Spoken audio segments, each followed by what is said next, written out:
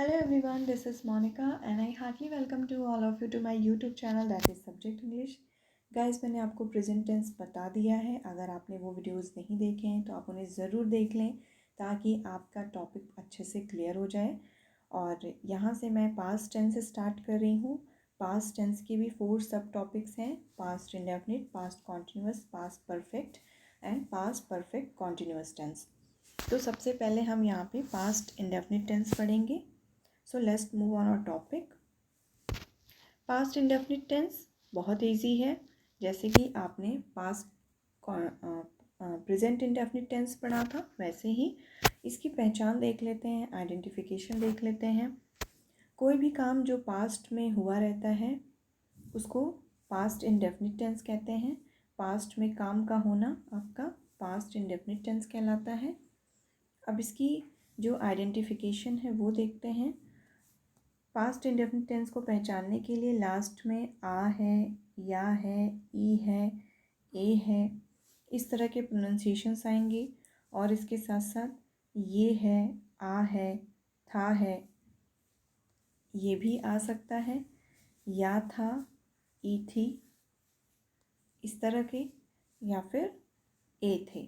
ऐसे करके आपके सारे आपको इससे हेल्प मिलेगी ये पहचानने में कि वो कौन सा टेंस है। तो वो पास्ट इंडेफिनिट टेंस है जिसके लास्ट में इस तरह का प्रोनाउंसिएशन आएगा।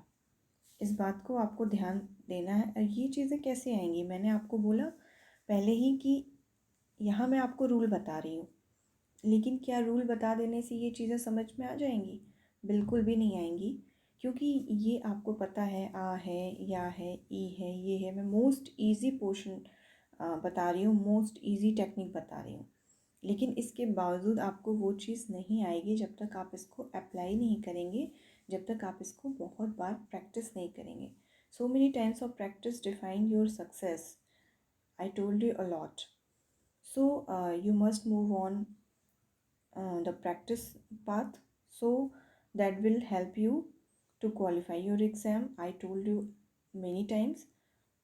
तो मैं आपको ये चीज़ बहुत बार बता चुकी हूँ। तो यहाँ भी वही चीज़ अप्लाई हो रही है कि आपको मैंने देखिए ये चीज़ें बता दी हैं, लेकिन ये चीज़ माइंड में तभी सेट होगी जब आप इसको प्रैक्टिस करेंगे, जो मैं आपको आगे करवाऊँगी।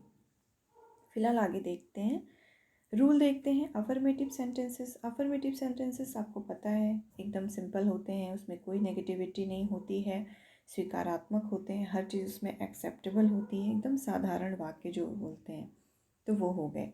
तो उसमें क्या यूज़ होगा? वर्ब की सेकंड फॉर्म का यूज़ किया जाता है। वहाँ पे वर्ब की सेकंड फॉर्म का यूज़ किया जाएगा अगर सिंपल से सेंटेंसेस हैं तो, जिसके लास्ट में ये चीज़ें आती हैं। नेगेटिव और इंटेरोगेटिव यानी नकारात्मक और क्वेश्चन वाले या फिर WH वाले, वो भी इसी में आएंगे। तो उसके साथ आप क्या यूज़ करेंगे?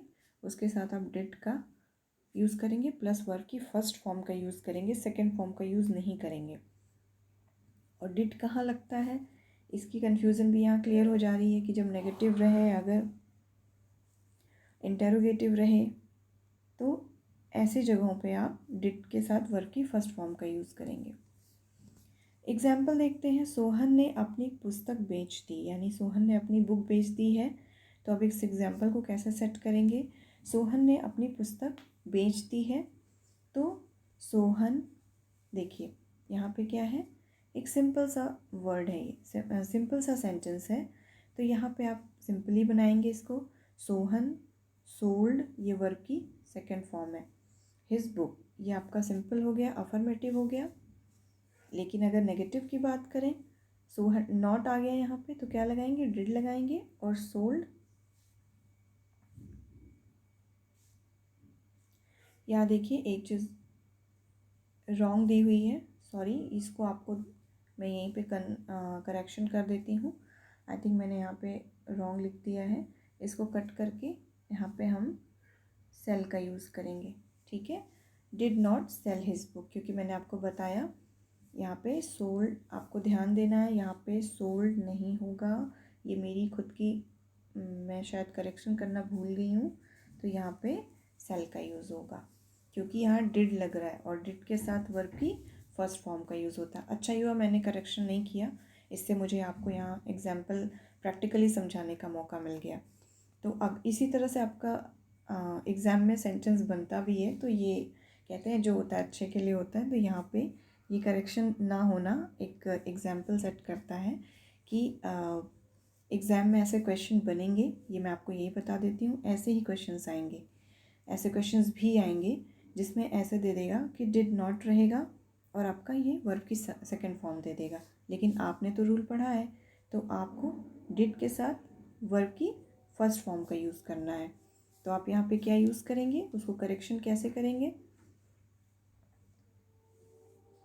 यहाँ पे सेल का यूज़ करेंगे। ठीक है, नेक्स्ट देखते हैं गाइज। इसको यहाँ पे ऐसे करेक्शन कर लीजिएगा, यहाँ पे सेल रहेगा। चलिए नेक्स्ट देखते हैं। Sohan never sold his book. मैंने आपको पहले वीडियो में बताया था कि नेवर का यूज़ अगर कहीं हो रहा है तो वो प्रेजेंट, पास्ट, फ्यूचर सबके सिंपल सेंटेंसेस में ही होगा।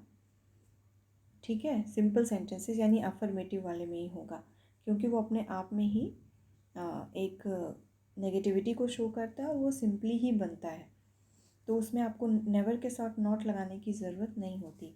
Sohan never sold his book, तो यहाँ पे सेकंड फॉर्म लगेगी, क्योंकि ऑलरेडी ये आपका नेवर एक वर्ड के तरह से यहाँ पे लिया जाता है।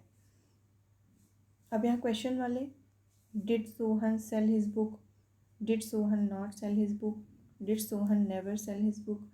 सोहन ने अपनी किताब क्यों बेच दी, तो why Sohan, why did Sohan sell his book, इस तरह से। नेक्स्ट देखते हैं, why did Sohan not sell his book, why did Sohan never sell his book, इस तरह से क्वेश्चंस बनेंगे। नेक्स्ट देखते हैं, जिन सेंटेंसेस के लास्ट में ता, था, ती, थी, ते, थे आते हैं उनके लिए 3 तरह से इंग्लिश ट्रांसलेशंस होते हैं। जिस सेंटेंसेस के लास्ट में ता, था, ती, थी, ते, थे आते हैं उनके लिए 3 तरह से इंग्लिश ट्रांसलेशंस होते हैं। इसको आप एक बार फिर से देख लीजिए। तो कौन से 3 तरह से होते हैं? राम अंग्रेजी बोला करता था, सपोज करिए, तो यहाँ पे करता था, ठीक है, या बोलता था। तो इस तरह के सेंटेंसेस की इंग्लिश 3 तरह से बनेगी। कैसे? यूज्ड टू, वुड और सेकेंड फॉर्म लगा के 3 तरह से बनेगी। लेकिन सबसे अच्छा कौन सा है? पहला वाला, जिसमें यूज्ड टू का यूज़ करेंगे हम। अब यूज्ड टू भी इस तरह के सेंटेंसेस यूज्ड टू का यूज़ करने के लिए या ये यूज्ड टू लगा के आपको सेंटेंसेस बनाने के लिए एग्ज़ाम में दे देगा। तो आपको इसको समझना होगा कि यूज्ड टू का यूज़ कहाँ किया जाता है। सपोज़ करिए वह गाली दिया करता था, था यहाँ पे, तो आप कैसे बनाएंगे? He used to abuse, he used not to abuse, ऐसे करके बनेंगे आपके सेंटेंसेस। ये बहुत इंपॉर्टेंट है, इसको आपको देखना होगा, क्योंकि ये एग्ज़ाम में यूज्ड टू से अलग से सेंटेंसेस बनते हैं। तो यहाँ पे used to, he used not to, he did not use to, यहाँ पे देखिए use to, used he to, used एक क्वेश्चन वाले हैं, used he to abuse, did he use to abuse, क्योंकि यहाँ पर डिड लग गया है तो ये वर्ब की फर्स्ट फॉर्म की तरह से यूज़ हो रहा है। तो इस तरह से ये सेंटेंस बनेंगे, तो आप इसको ज़रूर से प्रैक्टिस कर लें, क्योंकि ये इम्पॉर्टेंट है, ये एग्ज़ाम में अलग से बनता है। So guys, I think it's enough for today, और मैं नेक्स्ट वीडियो में आपको पास्ट टेंस कंटिन्यू करूँगी। So have a nice day, thank you.